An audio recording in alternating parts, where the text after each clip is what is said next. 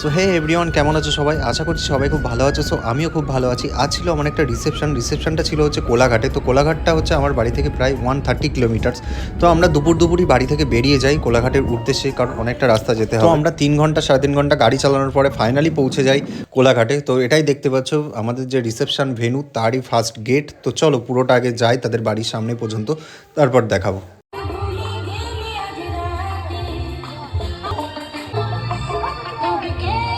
তো আমরা পৌঁছে গিয়ে দেখলাম আমাদের ব্রাইড যে সে এখনও রেডি হয়ে আসেনি, এখনও মেকআপ করছিল। তো এখানে সেট আপ মোটামুটি খুব সুন্দর করে সাজিয়েছিল দাদা। তো এই যে হচ্ছে আজকে আমাদের ক্লায়েন্ট দাদা আর দিদি, সুশান্তদা, তিথিদি।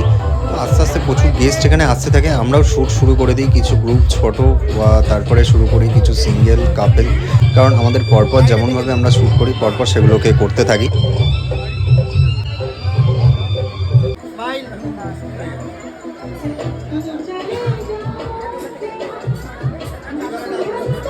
তো তারপর আমরা চলে যাই কাপেল শুটে দাদার দিদিকে ভালো করে পোজগুলো বুঝিয়ে দিচ্ছিলাম, যাতে তাদের করতে সুবিধা হয় আর আমরাও ভালো করে ছবিগুলো নিতে পারি। তারপরে একটু ড্যান্স নাচানাচি শুরু হয়ে যায়। তারপরে দাদা দিদি ফ্যামিলির সবাই নাচানাচি করে খুব সুন্দর করে। তো এখানে নাচানাচি শেষ হয়ে যাওয়ার পরে আমি আবার কাপেল শুটে পৌঁছাই। তো কাপেল শুটটা আমি তারপরে আউটডোরে নিয়ে এসে করি, কারণ ওই চুনি লাইট লাগানো ছিল ওখানে কিছু ভালো ভালো ছবি তোলার জন্য। তো দাদার দিদি আমাদেরকে নিয়ে কিছু বলবে, সেটাই তোমাদেরকে শোনাই। একজন ভালো ফটোগ্রাফার খুঁজছিলাম, ইনস্টাগ্রামে সার্চ করছিলাম, তখন প্রীতমদার সাথে আমার কথা হয়। তো সেই থ্রুতেই প্রীতমদাকে আমাদের বুক করা হয়েছে।